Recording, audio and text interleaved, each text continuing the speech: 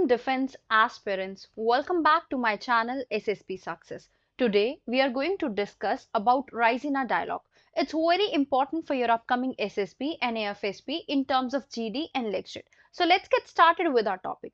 देखो context क्या है?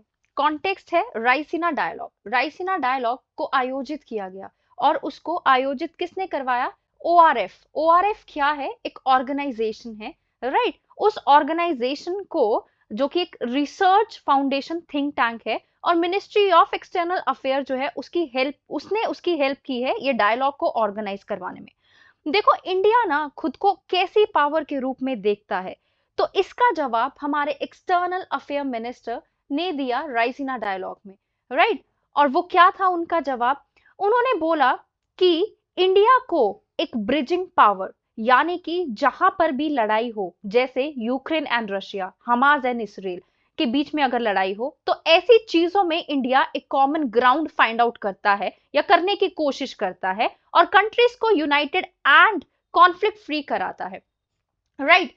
ये था इंडिया को ये बोला गया किनके द्वारा? हमारे खुद के एक्सटर्नल अफेयर मिनिस्टर के द्वारा. यहाँ पे देखो उन्होंने बोला ब्रिजिंग पावर है, राइट?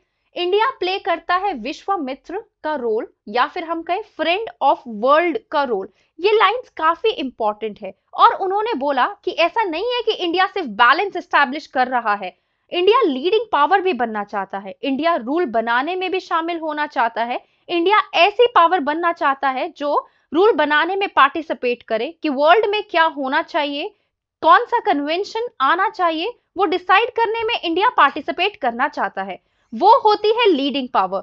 ये जो राइसिना डायलॉग था ना, इसमें बहुत सारे इंपॉर्टेंट चीजों पर चर्चा हुई. इसका इनॉग्रेशन किसने किया? इसका इनॉग्रेशन किया गया Greek prime minister Kyriakos his name was Mitsotakis के द्वारा, राइट? उन्होंने इसका इनॉग्रेशन किया. यहाँ पे आप नाम देखिए, Kyriakos Mitsotakis was the name of the Greek prime minister, right? Greek PM ने कनेक्टिविटी प्रोजेक्ट की इंपॉर्टेंस के बारे में बातचीत की. कौन सा है वो project? India Middle East Europe economic corridor. देखो इन्होंने ये बोला कि जिसमें ग्रीस भी शामिल है ना, तो अभी इजराइल और हमास की वजह से ये उतना एक्टिव नहीं है. इसके अलावा ग्लोबल किस पे बातचीत हुई? ग्लोबल गवर्नेंस पर डिस्कशन हुई. राइसिना डायलॉग में आज के टाइम पे यूनाइटेड नेशन सिक्योरिटी काउंसिल में इनइक्वालिटी है. इनइक्वालिटी है मतलब क्या है कि पावर्स इक्वली डिस्ट्रीब्यूटेड नहीं है. परमानेंट मेंबर्स है, वो पिछले कितने सालों से, वो पिछले 75 ईयर्स से जो है रूल कर रहे हैं, राइट? अब 75 सालों से परमानेंट मेंबर्स है, लेकिन उसके बाद तो बहुत सारे देशों ने ग्रोथ अटेन की है. फॉर एग्जांपल इंडिया, जो कि सबसे पॉपुलेशन वाली कंट्री है, इतनी डाइवर्सिटी है इंडिया में. एंशिएंट सिविलाइजेशन ले लो, यूएन पीस कीपिंग में इतना कंट्रीब्यूट करती है. ये सब इंडिया की स्ट्रेंथ है. इसके बावजूद India United nation security council में परमानेंट सीट नहीं हासिल कर पाया. इस इशू पर डिस्कशन हुई कि कैसे रिफॉर्म्स लेके आए जाए. देखो सिक्योरिटी काउंसिल्स में रिफॉर्म लाना बहुत मुश्किल है, बिकॉज परमानेंट मेंबर्स क्या करती है, उनकी सहमति की रिक्वायरमेंट्स है रिफॉर्म बनाने के लिए. देखो इंडिया के अगेंस्ट चाइना रहता है और अकेले इंडिया तो सिक्योरिटी काउंसिल में सीट नहीं दी जा सकती. अफ्रीका के भी कंट्रीज को चाहिए, साउथ अमेरिका के कंट्रीज को भी रिप्रेजेंटेशन चाहिए. तो ये पॉसिबल नहीं है ना कि इंडिया को अकेले सिर्फ रिप्रेजेंटेशन दे दे. उसके अलावा अगर हम देखें, इसका मतलब ये है कि जो ग्लोबल पावर्स है वो अपनी पावर शेयर नहीं करने के लिए रेडी है.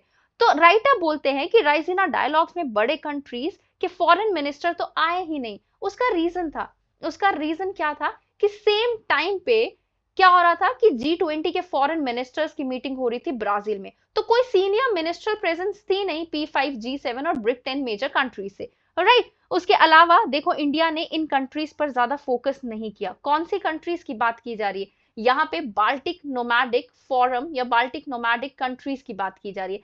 पहले क्या होता था ना कि इंडिया उन पे इतना फोकस कर नहीं रहा था, लेकिन ये कंट्रीज काफी इकोनॉमिकली कॉम्पिटिटिव है, तो अब इंडिया ने यूरोप के इस पार्ट पर काफी ध्यान दिया और इन कंट्रीज से रिप्रेजेंटेशन भी काफी अच्छी रही.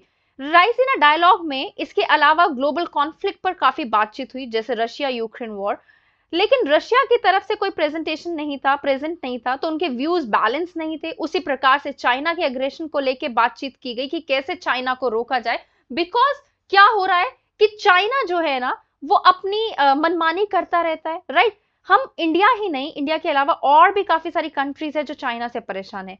अगेन बात वही रही कि चाइना के व्यूज को प्रेजेंट करने के लिए कोई नहीं था। इसके अलावा मिनिमल प्रेजेंस देखी गई कौन से कंट्री से, आपकी ये मिनिमल प्रेजेंस कहां से देखी गई, यहाँ पे देखिए, sorry, Asia, Latin America, South East and even South Asia से भी, except Nepal and Bhutan, right. उसके भी कुछ रीजंस थे। उसके क्या रीजंस थे कि लिमिटेशन रह गई। अब राइटर थोड़ा सा क्रिटिसाइज करना शुरू करेंगे राइजिना डायलॉग को कि उतना इफेक्टिव रिप्रेजेंटेशन नहीं था, बिकॉज इजराइल वॉर को डिस्कस ही नहीं किया गया। डेमोक्रेसी पर डिस्कशन हुई, लेकिन इंडिया से रिलेट करके डेमोक्रेसी पर डिस्कशन नहीं हुई। और ये जो डिस्कशन हुई है ना, इनमें से जो लिमिटेशन थी उसकी वजह से कॉन्वर्जेशन में डाइवर्सिटी नहीं आ पाई। हमारे एक्सटर्नल मिनिस्टर कहते हैं कि देखो, इंडिया जो है, ये राइजिना डायलॉग जो है ना, वो मेड इन इंडिया वर्जन बन चुका है। यहाँ पे लास्ट उसमें देखो, राइट, मेड इन इंडिया बन चुका है ग्लोबल पब्लिक स्क्वायर का, और वास्तव में इसे ग्लोबल पब्लिक स्क्वायर बनाने की तरफ हमें ध्यान देना चाहिए और इसको और डाइवर्स करना चाहिए। ये हमारे एक्सटर्नल अफेयर मिनिस्टर के द्वारा बोला गया।